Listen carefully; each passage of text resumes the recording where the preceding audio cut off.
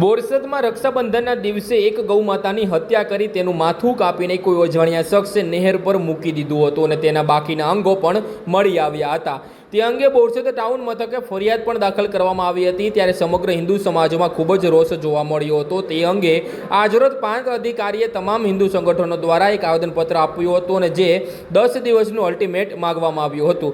જો કે આ 10 દિવસમાં કોઈ પણ પ્રકારની કાર્યવાહી કરવામાં નહીં આવે તો અગાઉ સમયમાં હિન્દુ સંગઠનો દ્વારા ઉગ્ર આંદોલન તથા ભૂખ હડતાલ પર ઉતરી આવશે તેવું જણાવ્યું હતું અને ખાસ કરીને પ્રાંત અધિકારીએ પણ જણાવ્યું હતું કે જેટલા પણ ગેરકાયદેસર કતલખાના આવેલા છે તે તમામ ઉપર કાયદેસરની કાર્યવાહી કરવામાં આવશે અને બંધ કરી દેવામાં આવશે તેવો પ્રાંત અધિકારી દ્વારા જણાવ્યું હતું કે તેઓએ આ અંગે ઉચ્ચતર તપાસ હાથ ધરશે।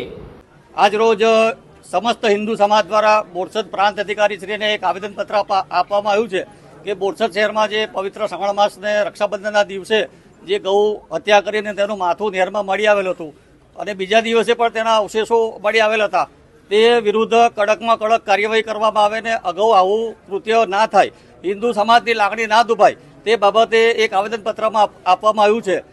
હવે પછી આવું કરશે તો હિન્દુ સમાજ આવી ઘટનાઓને સાંખી નહીં લે। હિન્દુ સમાજ ચક્કાજામ પણ કરી શકે છે, બંધનું એલાન પણ આપી શકે છે, પણ હિન્દુ સમાજ જ્યાં સુધી ઠંડો છે ત્યાં સુધી એને ઠંડો રાખો, ઉગ્ર ના બનાવશો। જય શ્રી રામ। મારું નામ મનહર ઠાકોર છે, ગૌરક્ષા પ્રમુખ છું। મારા ઓછામાં ઓછી 20 થી 25 છોકરાઓ ગૌરક્ષાની ટીમ છે અમારી પાસે। એ ગૌરક્ષાની ટીમ અમારી છોકરાઓની રાત દાડો મહેનત કરી જેટલી કતલખાને એનાથી રોકાય છે એટલી રોકે છે, બરાબર છે। અને એના છતાં પોલીસ તંત્ર અમારી જોડે રહીને અમને સપોર્ટ બી કરે છે, કામ બી કરે છે।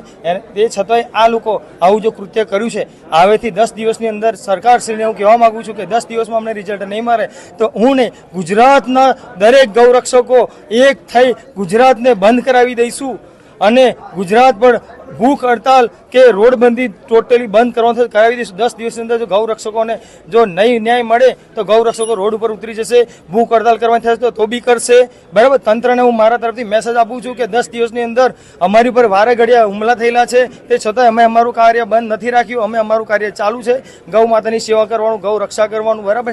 હવે જો અમને આ ન્યાય 10 દિવસની વિહાદાને કહ્યું પ્રમાણે નહીં મળે તો અમે પછી કાયદેસર રીતે નહીં મળે તો અમે અમારી રીતે રોડ પર ઊભા થઈ જઈશું, ભૂખ હડતાલ કરવાની થશે તો કરીશું, રસ્તા બંધ કરી દઈશું, ચક્કા જામ કરી દઈશું, પણ અમે અમારી રીતે ગાય માતાને ન્યાય લાવવા માટે પાછા નહીં હટીએ ક્યારેય।